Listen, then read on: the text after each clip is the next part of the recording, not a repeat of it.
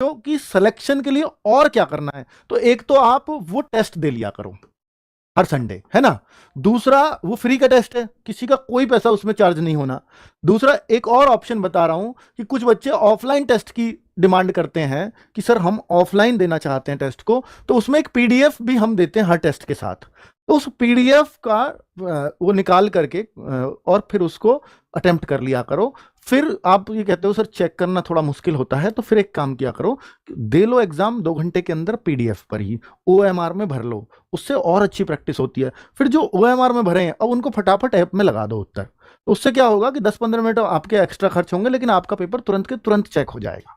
उसमें से देख के वो एक्स्ट्रा टाइम में कर लो, 2 घंटे आपने ओएमआर भरी, उसके बाद कोई टेस्ट खोलो और 10 मिनट में उसके अटेम्प्ट पूरे कर दो।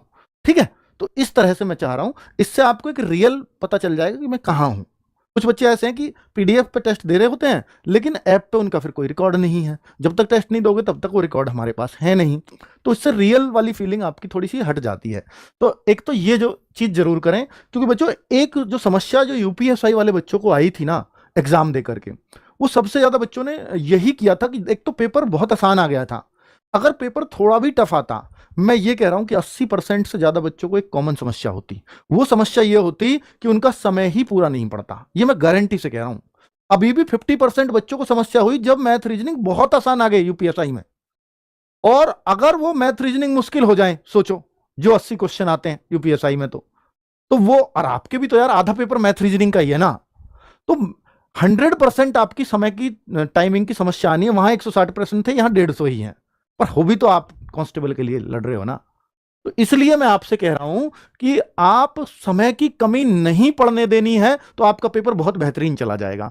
समय की कमी क्यों पड़ी, उसका कारण था कि बहुत सारे बच्चे केवल ऑनलाइन टेस्ट देकर के चले गए थे। हालांकि जो ओएमआर भरने के लिए 5 मिनट एक्स्ट्रा भी प्रोवाइड कराए भर्ती बोर्ड ने, लास्ट में ये बोल दिया था कि 5 मिनट आपको ओएमआर भरने के ही हैं।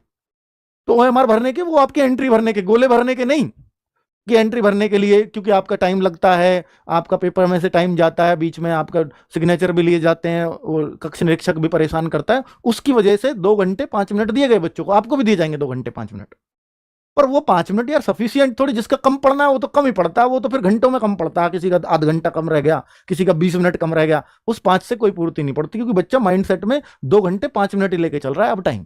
अब वो 2 घंटे लेके ही नहीं चल रहा, इसलिए उसको फिर वो वैसा ही लगता है 2 घंटे 5 मिनट भी।